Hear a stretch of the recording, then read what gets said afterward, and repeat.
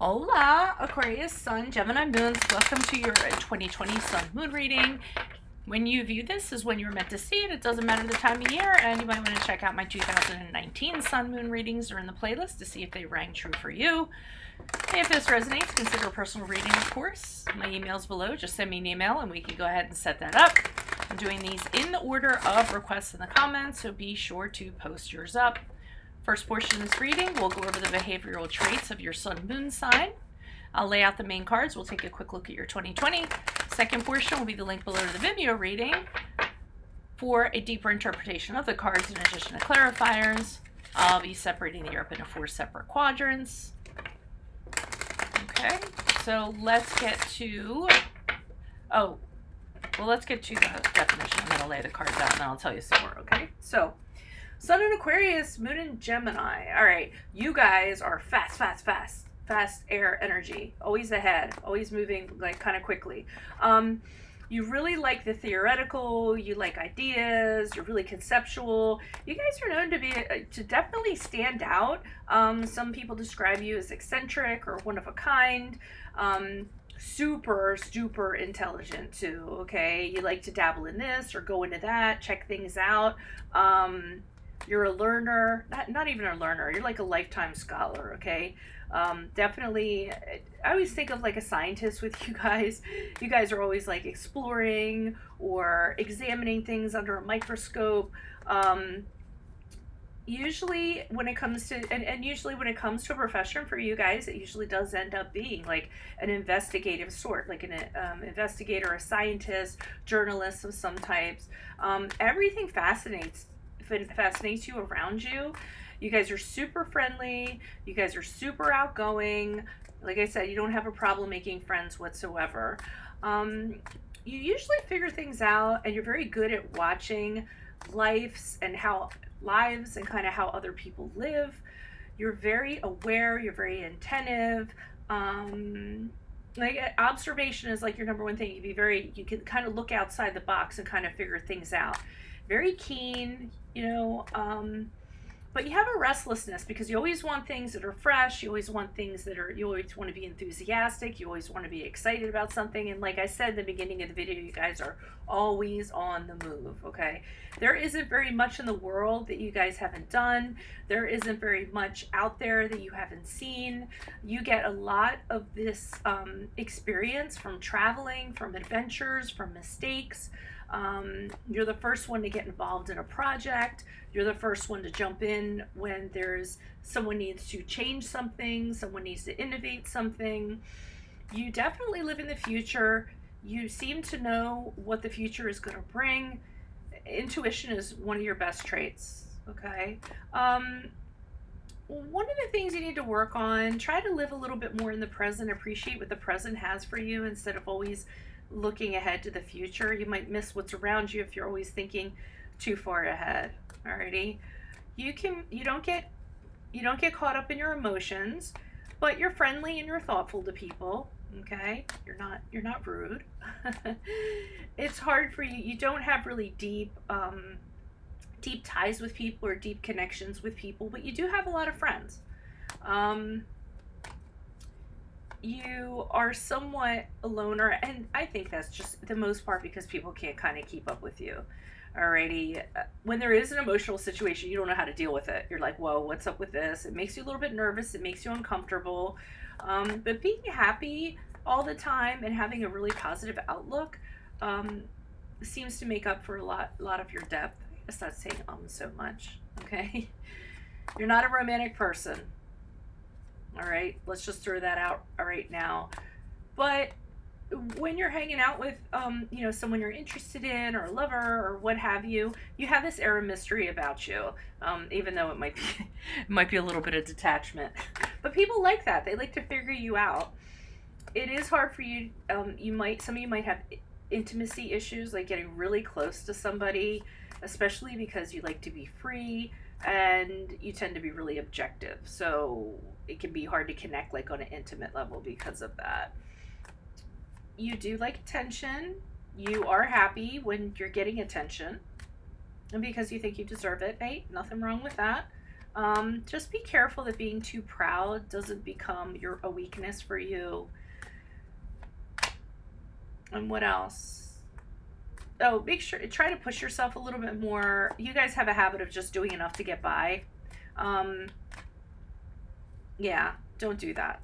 Okay, because if you guys push yourselves to as far as you can go, you'll really get a lot done. You'll get tons of stuff done. So I'm not going to say complacent, that you're complacent, but you just kind of like glide along. Like if life is easy, then you're okay with that. Okay, you're not big mountain climbers or anything like that. Alrighty, so let's get to your 2020 reading. I'll pull the main cards out. So Holy Spirit, angels, divine guides, universe, can you please provide your truth, your wisdom, your clarity, your insight for Aquarius, Sun, Gemini, Moons?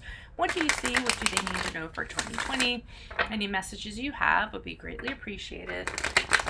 Aquarius, Sun, Sagittarius, Gemini, Moons for 2020. What do you see for January, February, March?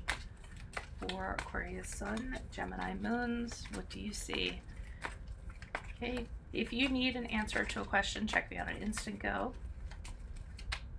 It's currently $4.98, and you get the question, and you get the answer in 24 hours. King of Swords in the upright for January, February, March. I'm also on Facebook and on my Insta, where I post my weekend and my weekly readings. Six of Pentacles for April, May, June. Make sure you check out my playlist. I have compatibility readings in there. Okay, what do you have for July, August, September for Aquarius, Sun, Gemini, Moons? With the Death card in reverse. And then if you could like, share, subscribe, and support me, I'd really appreciate that. And then October, November, December, we have the Moon card with the Nine of Pentacles in the upright. Alrighty. So we'll start off with the King of Swords. So the King of Swords, I'm kind of feeling like that's you.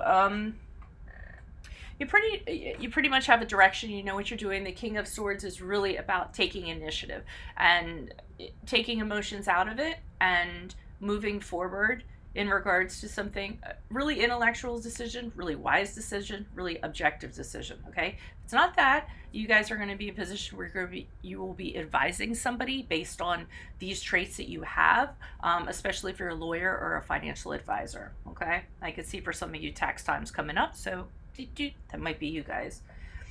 We move into April, May, June. We have the Six of Pentacles here.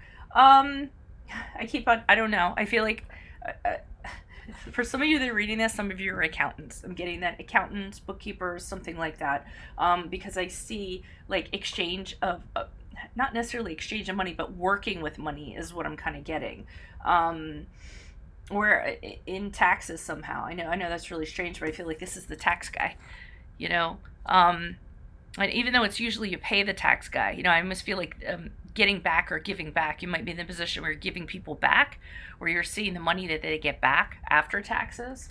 I know that's a little strange, but I kind of threw that in there. Like with this combination here, I think some of you are in that field, so to speak.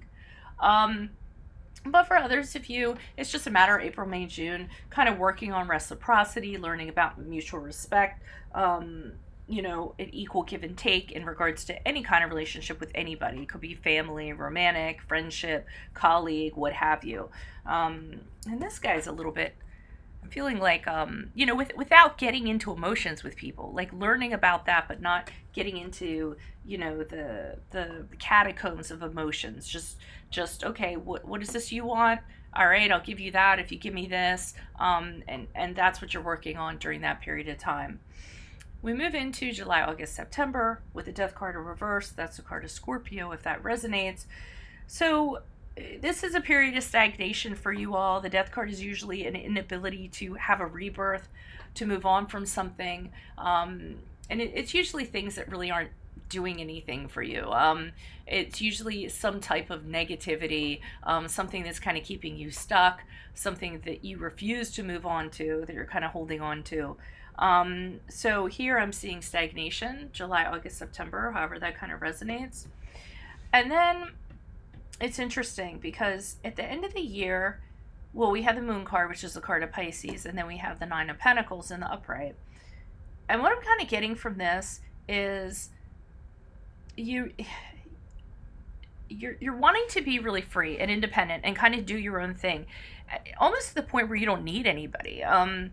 You don't need companionship. You don't need a lot of friends. I'm getting kind of a loner sort of vibe with this, and the moon card, I'm getting this confuses a lot of people. So I feel like at the end of the year, especially kind of it's holiday time, and maybe you're just, you want to stay at home, you want to work on the things that you have at home, um, not really go out so much. You're working on your success. Um, I mean, I'm just getting this sense of just wanting to work on personal projects that are practical projects. And I almost feel like people are they want you to go out, and you're like, no, that's all right. No, thank you. And there's confusion because of this. And I almost feel like because you're being like this, people are actually reading into this. There's nothing there. You're just like, I just have things I want to work on. I'm not feeling really sociable, and why do I need to hang out? I'm fine. But then you get these people, and because they're confused, they start reading into it. Oh, maybe they're this, maybe they're that, and they're kind of taking it down roads it doesn't kind of need to go, because they're feeling uncertain, and they're uncomfortable with that. So it's almost like they're filling in the blanks. All right. So that might be a little bit of a awkward situation at the end of the year for you all during the holiday season. But if that resonates with you, consider a personal reading. Just send me an email. We can go ahead and work that out. But make sure you click on the Vimeo link below. It will take you to a deeper interpretation of these cards in addition to clarifiers, especially if this resonates. Otherwise, if you could like, share, subscribe, that would be great. And all the best to you in 2020. Adios from Veronica Garnett. Bye.